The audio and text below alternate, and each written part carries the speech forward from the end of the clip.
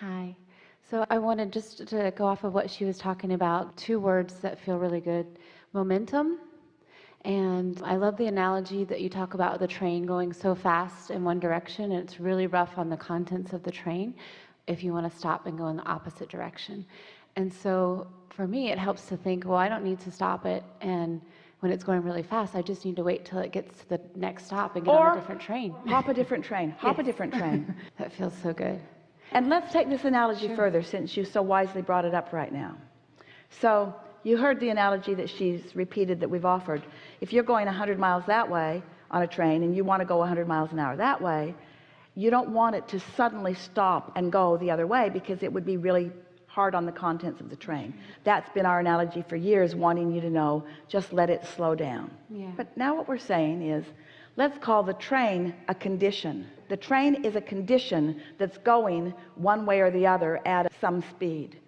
But your vibration on the train could be going 100 miles an hour to some place you don't really want to go. And you could be vibrationally going someplace you do want to go. And under those conditions, you could, in the scheme of this silly analogy, hop onto a different train. I love that. That's so good. I really got that. The condition does not need to control your vibration. Yeah.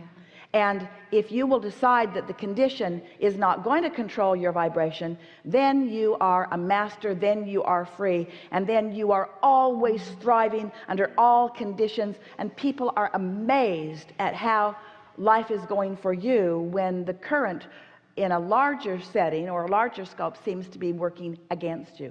Nothing that is happening needs to affect your vibration, and therefore needs to affect what is happening to you. So good. And one thing, my focus for myself, I've been getting a lot of inspiration to really be conscious about the people pleaser. Really hits home with me. And so just really... Let's stop just for a moment and let's talk about what that is. The desire to please others has some different components, because wanting others to feel good, that's a wonderful thing. There's nothing out of whack with you liking it when others feel good and desiring that they feel good. There's nothing wrong with that. But when you believe that you must be their path of least resistance and that it's your job to get them feeling good, you can't buck the current of where they are, and it almost always backfires. Teach by your example. Don't try to change their conditions. And usually only those who have the wherewithal to change the condition of someone else. Like if you have enough money to bail them out of debt, or if you have the money to buy them a new car when they've wrecked their old car. Only those who try to bail others out really come to the personal knowing that it never works, ever.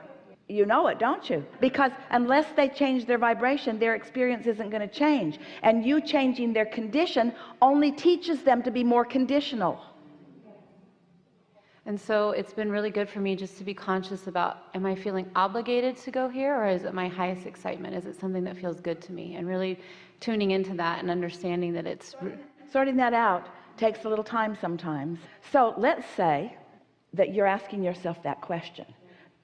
Am I going out of passionate desire, or am I going out of obligation? Well, in either case, passionate desire is going to turn to whatever it's going to turn to, and obligation is going to turn to whatever it turns to. And sometimes it has to turn to it before you know if it was desire or obligation. You follow that? So what's wrong with doing the homework? What's wrong with having the experience? What's wrong with, after the fact, saying to yourself, Esther just had this identical experience. She hired a really nice person to help her in her Utah house.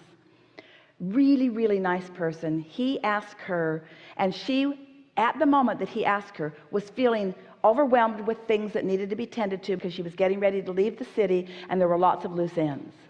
And as it played out, it matched the overwhelmment that she was feeling. Then later, flying high is inspired to another person, and as that is playing out, it's clear she was high flying when that person came to her, and it's clear that she was low flying when that person came to her. But she didn't really know that until it played out. Isn't it all right for it to play out? Isn't this what you're wanting to learn? Don't you want to learn what your vibrations feel like? Don't you want to know what this emotion means and what this emotion means? Don't you want to know what a high-flying emotion with lots of momentum will yield as opposed to a high-flying emotion with not too much momentum? Don't you like knowing how these universal physics, and it is physics, there's not a shred of evidence to the opposite of any of this anywhere in the universe? Don't you like knowing? In other words, momentum is momentum.